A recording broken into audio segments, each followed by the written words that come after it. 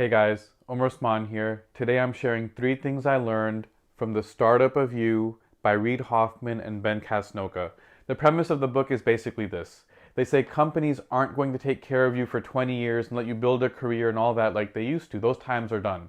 So instead, people need to treat their career like an entrepreneurial startup and adopt a lot of the same mindsets that those companies have. So 3 things I learned was number 1, have a permanent beta mindset. What that means that you have to constantly be iterating and improving. See, a lot of people, when they have something like 20 years of experience at work, in the book they say that a lot of them it's really 1 year of experience that's been multiplied 20 times. That's a really scary thought. A permanent beta mindset though means that you're always iterating. How can I improve? How can I get better? What's the next version of myself? And so I'm always looking at what assets I have. What knowledge do I have? What skill sets do I have? My experiences, the people that I know, the things that I've done, all these different things accumulate into my skill set.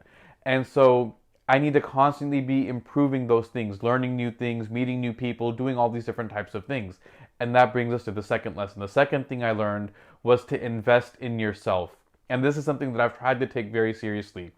They say that companies will no longer set you up to actually train and develop and do all of these things because most people don't stay in the same job for more than 3 or 4 or 5 years. And so it's not in their interest to train you up for something that's going to be of use 15, 20 years down the line. You've got to take charge of your own education.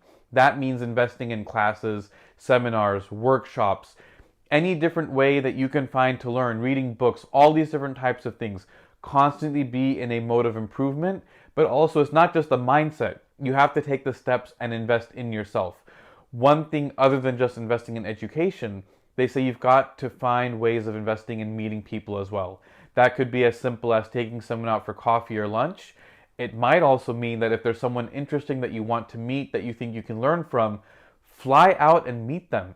Have money set aside to meet interesting people, but invest in yourself and in your relationships. And that brings us to the third lesson. The third thing that I learned was to build a professional network. Now, networking, when I hear that word, it evokes a lot of negative imagery. It's like all these advices that people give you. Go to the Rotary Club, go to the Chamber of Commerce, go to networking events and hand out business cards and meet people that you don't know. It all sounds very awkward and inauthentic. In the book, they say that you have a natural network that you don't realize is really your network. So there's friends, there's acquaintances, there's people that you've met here and there, friends of friends, but people that are naturally within your circle that you can reach out to and talk to. That's a natural network that you can have, that you can start to build relationships with people. Now that doesn't mean just like, oh, that person works there, they can get me a job at that company. But no, they say look to build relationships with the people in your network. That means find ways of adding value to them. They'll add value to you in return, and it's an actual friendship or relationship.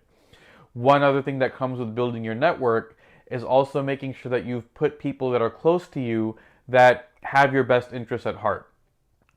And that means it's not just your network or friends that you go to for advice, but it's making sure that you strategically have 5, 6, 7, 8 people that are close to you that are always thinking in terms of what's best for you. And you go to them, you get their advice, you get their help, and you help your career move forward. That's the 3 things I learned from this book. Please make sure you subscribe to the video. We put up at least 1 new video every week. We've got a link to the book and more resources down below in the description, so check that out. I'll see you in the next video.